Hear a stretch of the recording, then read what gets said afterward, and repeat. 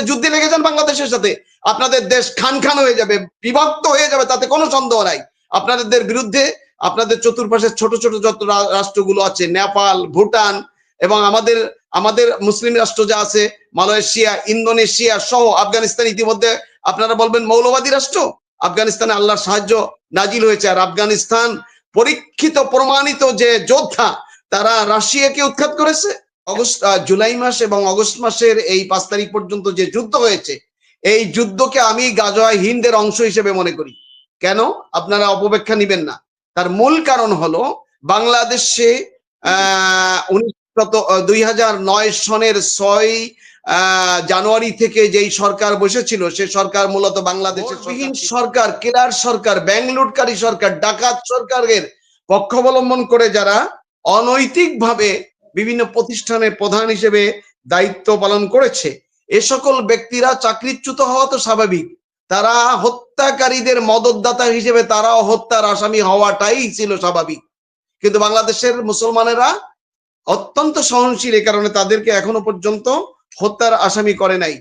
ছাত্র জনতার হত্যাকারী, লুটকারী, ব্যাংক লুটকারী, অর্থনীতির মেরুদণ্ড ভেঙে চুরমার করে দেওয়া কেলার ঘোষেটি বেগম, কেলার ফেরাউন, এই সরকার সহ 8 শতাধিক যারা এদেশের অন্যায় অত্যাচার এবং হাজার হাজার কোটি টাকা পাচার করেছে, তাদেরকে আপনার দেশে আশ্রয় দেওয়া হয়েছে কেন? এ বিষয়টি আপনি বিবেকবান হিসেবে আপনার সরকারের কাছে আপনি প্রশ্ন করুন। আমাদের এই কথাটি আপনার সরকারের কাছে জিজ্ঞাসা করুন। আমরা টেনশনে থাকি না, মুসলমানেরা কখনো টেনশনে থাকে না। আমাদের বিরুদ্ধে ষড়যন্ত্র হচ্ছে, এটা আমরা চোখ বন্ধ করলেও আমরা বুঝি, এবং এই জন্য আমরা আমাদের আমলি জিন্দেগি বাড়াতে চাই। আমার দেশের ইসকন কর্তৃক একজন সরকারি লয়ার, উকিল সাইফুল ইসলামকে হত্যা করা হলো, এ ব্যাপারে আপনি কথা না বলে আপনি কোথাও না কোথাও একটি ইসকনের মন্দির ভেঙে দেওয়া হয়েছে এই কথা বলে মুসলমানদেরকে বিতর্কিত করেননি? করেছেন কিনা আপনি একটু চিন্তা করে দেখেন আপনার বিবেকের কাছে। একজন মুসলিম মুখে ছোট ছোট দাঁড়িয়ে আছে এবং সরকারি উকিল, এপিপি সম্ভবত, তাকে যে হত্যা করা হলো, কি নৃশংসভাবে তাকে হত্যা করা হলো, সে চিত্র কি আপনি দেখেননি? আপনি দেখেন তো এই ছবিগুলো, বোঝেন কিনা? এই ছবি আপনার নজরে ধরা পড়ে কিনা? এটা কি কোনো মুসলমানের গায়ে না? আমরা কি এদেশের মুসলমান না? আমরা কি মানুষ না? আমাদের রক্ত মাংস এখানে শো করেন না, পলিসিগতভাবে একটু সমস্যা হবে। এগুলো এই যেভাবে নৃশংসভাবে হত্যা করা হয়েছে এদেশে, আমরা 91% অথবা 81% বা 92% মুসলমান বললে আপনারা যদি ভয় পান, এটা ভয় পাওয়ার কিছু নেই। এই হত্যার পরে কি একজনও হিন্দু হত্যা হয়েছে? প্রশ্ন আপনার কাছে, একজনও হিন্দু হত্যা হয়েছে? বরং এই হত্যার পরে জামাত ইসলামীর আমির ঘোষণা দিয়েছে, আপনারা ধৈর্য ধারণ করুন, সহনশীল হন, এর মোকাবেলা কোনো অবস্থাতেই যেন আমাদের দ্বারা আক্রমণ না করা হয়। কেন বলেছে? আমরা জানি যে এই হত্যা দিয়ে বাংলাদেশের মুসলমান এবং হিন্দুদের মাঝে রায়েট সৃষ্টি করার জন্য, দাঙ্গা সৃষ্টি করার জন্য অশুভ শক্তি পায়তারা করছে। যুদ্ধ নিয়ে কথা হয়েছে। আমি যুদ্ধ বাঁধবে কি বাঁধবে না আমি জানি না। ইন্ডিয়া আমাদের সাথে যুদ্ধ করবে কি করবে না সেটা তাদের পর্যালোচনা, তাদের হিসাব নিকাশ। তবে আমরা যে আমাদের জীবন বিধান হিসেবে আল কোরআন এবং আল হাদিস, রাসূলের মুখনিসৃত বাণী বা সুন্নাহকে আমরা বিশ্বাস করি। সেই সুন্নাহ গ্রন্থে একটি কথা আছে, কথাটি আমাদের এই প্যানেলের মাধ্যমে, এনামুল হক মনির ভাইয়ের মাধ্যমে আমি গোটা পৃথিবীর মানুষকে জানাতে চাই এবং এদেশের 17 কোটি মুসলমানকে জাগ্রত করতে চাই, সচেতন করতে চাই। আমরা যুদ্ধের প্রস্তুতি নেব, কিন্তু যুদ্ধ করব না। যদি যুদ্ধ কেউ গায়ে পেড়ে আমাদের উপর করতে চায়, তাহলে আমরা ছেড়ে দিব না, নিশ্চয়ই ছেড়ে দেব না। কারণ আল্লাহ রাসূল সাল্লাল্লাহু আলাইহি সাল্লাম আজ থেকে 1450 বছর আগে বলেছেন, আন সাওবান রাদিয়াল্লাহু তাআলা আনহু قال رسول الله صلى الله عليه وسلم إصابتان من أمتي أخرجهم الله من النار إصابة تغزو الهند وإصابة تكون مع عيسى ابن مريم عليه الصلاة والسلام رواه নাসাই। সিয়াসিতা কুতুবে সিত্তার একটি সহিহ হাদিস আমি আপনাদের সামনে আরবি পেশ করলাম। এর সরল অর্থ হলো, হযরত সাওবান রাদিয়াল্লাহু তাআলা আনহু, রাসূলের একজন জলিল কদর সাহাবী, তিনি বর্ণনা করেন যে আমার উম্মতের মধ্যে, রাসূল বলছেন, আমার উম্মতের মধ্যে 2টি দল এমন হবে যাদেরকে জাহান্নাম স্পর্শ করবে না, জাহান্নামের আগুনে নিক্ষেপ করা যাবে না। আল্লাহ তাআলা জাহান্নামের আগুন থেকে তাদেরকে নিষ্কৃতি দিবেন। তারা কারা? তাদের একটি দল হলো ইসাবাতুন তাকুনু মা গাজওয়ায়ে হিন্দ, যারা একটি দল হলো হিন্দুস্তানের সাথে মুসলমানদের যে যুদ্ধ হবে সেই যুদ্ধে অংশগ্রহণ করবে যারা। আমি মনে করি জুলাই মাস এবং অগস্ট মাসের এই 5 তারিখ পর্যন্ত যে যুদ্ধ হয়েছে এই যুদ্ধকে আমি গাজওয়ায়ে হিন্দের অংশ হিসেবে মনে করি। কেন? আপনারা অপব্যাখ্যা নিবেন না। তার মূল কারণ হলো বাংলাদেশে 2009 সনের 6 জানুয়ারি থেকে যেই সরকার বসেছিল সে সরকার মূলত বাংলাদেশের সরকার ছিল না। সেই সরকার ছিল ইন্ডিয়ার প্রেতাত্মা, সেই সরকার ছিল ভারতের সেবাদাস, সে সরকার ছিল বাংলাদেশের নাগরিকদের স্বার্থের থেকে, বাংলাদেশের স্বার্থের থেকে ইন্ডিয়ার স্বার্থ বেশি সিদ্ধি করার জন্য বেদিব্যস্ত ছিল। এ কারণে এই সরকারকে উৎখাত করার জন্য যে যুদ্ধটি হয়েছে এই যুদ্ধটি মূলত হিন্দুস্তানের সাথে যুদ্ধ হয়েছে। আরো ব্যাখ্যা আমি দিতে পারবো।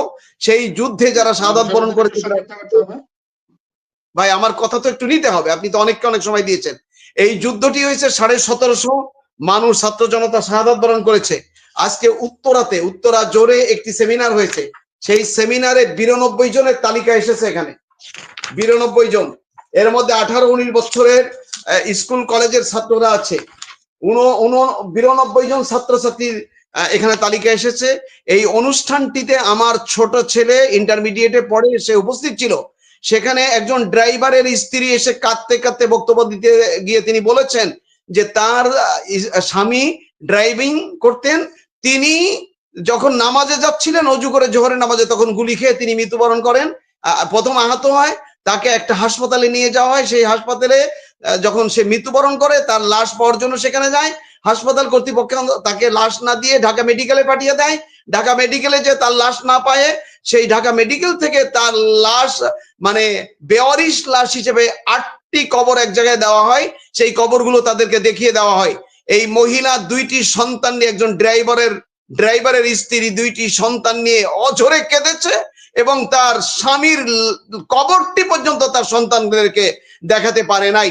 এই যে কিলার শেখ হাসিনাকে আপনার সরকার কেন আশ্রয় দিল, এই বিষয়টি আপনি আপনার বিবেকের কাছে প্রশ্ন করতে পারেন না? আমার প্রশ্ন এটি। এরপরে আমি আলোচনা দীর্ঘায়িত করতে চাই না। ভারতের সংখ্যালঘু মুসলিমরা যতটুকু নিরাপদে আছে, বাংলাদেশে সংখ্যালঘু হিন্দুরা তার থেকে 1000 গুণ বেশি নিরাপদে আছে। আমরা ভারতে সংখ্যালঘু মুসলমানদেরকে আপনারা যতটুকু নিরাপত্তা দিচ্ছেন তার থেকে বাংলাদেশের হিন্দু সংখ্যালঘুদেরকে আমরা 1000 গুণ বেশি নিরাপত্তা দিতে আমাদের ধর্ম শিক্ষা দিয়েছে, আমাদের দিন শিক্ষা দিয়েছে, আমাদের ইসলাম শিক্ষা দিয়েছে।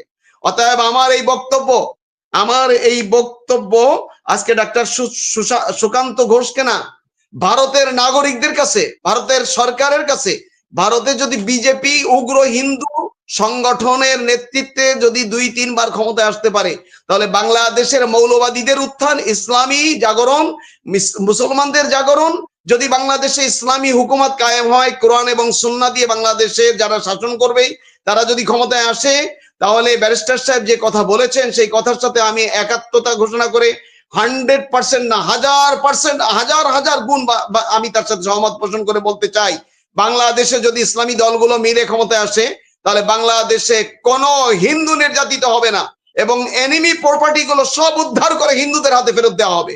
আমি ঘোষণা দিচ্ছি, আমি প্রতিনিধির দায়িত্ব হিসেবে ঘোষণা দিচ্ছি, বাংলাদেশে যদি ইসলামী দলগুলো ঐক্যবদ্ধভাবে ক্ষমতায় আসে তাহলে 98 থেকে 99% এনিমি প্রপার্টি সব হিন্দুদের সম্পদ, জমিদারদের বাড়ি ঘর সব দখল করেছে এদেশের আপনাদের প্রেতাত্মা, ভারতের সেবাদাস, আওয়ামী লীগ, শেখ মুজিবের কথা। আমার এই ভাই, যিনি আরেকজন ভাই আছেন, তিনি হলেন নরেন্দ্রনাথ মজুমদার। তিনি যে টকশোতে যে কথা বলেছেন তার প্রথম আলোচনায়, এই আলোচনার পরে আমাদের আর আলোচনার লাগে না, তার আলোচনার মাধ্যমে কনক্লুশন হয়ে গেছে, সমাধান হয়ে গেছে। অতএব আমি অসুস্থ মানুষ এই বলিষ্ঠ ভাষায় যে আপনারা আমাদের বিরুদ্ধে এই ষড়যন্ত্র করেন না। আমরা যে ছোট্ট একটি রাষ্ট্র, এই রাষ্ট্রের বিরুদ্ধে আপনারা যদি ষড়যন্ত্র করেন তাহলে রাশিয়া, সোভিয়েত ইউনিয়ন যেমন ভেঙে খান হয়ে গেছে, আপনারা 1 থেকে 2 বছরের মধ্যে যুদ্ধে লেগে যান বাংলাদেশের সাথে, আপনাদের দেশ খান হয়ে যাবে, বিভক্ত হয়ে যাবে, তাতে কোনো সন্দেহ নাই। আপনাদের বিরুদ্ধে আপনাদের চতুর্পাশে ছোট যত রাষ্ট্রগুলো আছে, নেপাল, ভুটান এবং আমাদের মুসলিম রাষ্ট্র যা আছে মালয়েশিয়া, ইন্দোনেশিয়া সহ আফগানিস্তান ইতিমধ্যে আপনারা বলবেন মৌলবাদী রাষ্ট্র, আফগানিস্তানে আল্লাহর সাহায্য নাজিল হয়েছে। আর আফগানিস্তান পরীক্ষিত প্রমাণিত যে যোদ্ধা, তারা রাশিয়াকে উৎখাত করেছে, আমেরিকা ইঙ্গো মার্কিনকে উৎখাত করেছে। অতএব আপনারা আমাদেরকে জুজুবুড়ির ভয় দেখায় লাভ নাই। চতুর্দিক থেকে আপনাদের অন্ধকার আপনাদেরকে আঁকড়িয়ে ধরবে, সেই অন্ধকার থেকে আপনারা উদ্ধার পাবেন। আর একটা কথা শেষ বলে আমি শেষ করি, আপনারা জানেন না যে পাকিস্তানের সাথে হয়ে যাচ্ছে আপনার বক্তব্য, আমাদের অনেক সময়টা একটু শেষ করতে হবে, প্রায় 1.5 ঘন্টার উপরে হয়ে গেছে, 15 মিনিট হয়েছে। জি, আমি আলোচনা এখানেই শেষ করি। আপনাদের আর্মিরা কিন্তু যুদ্ধ লাগার সময় তারা বেশি ছুটি নেয়, আর বাংলাদেশের মুসলমানরা জীবন দেওয়ার জন্য কিন্তু প্রস্তুত আছে।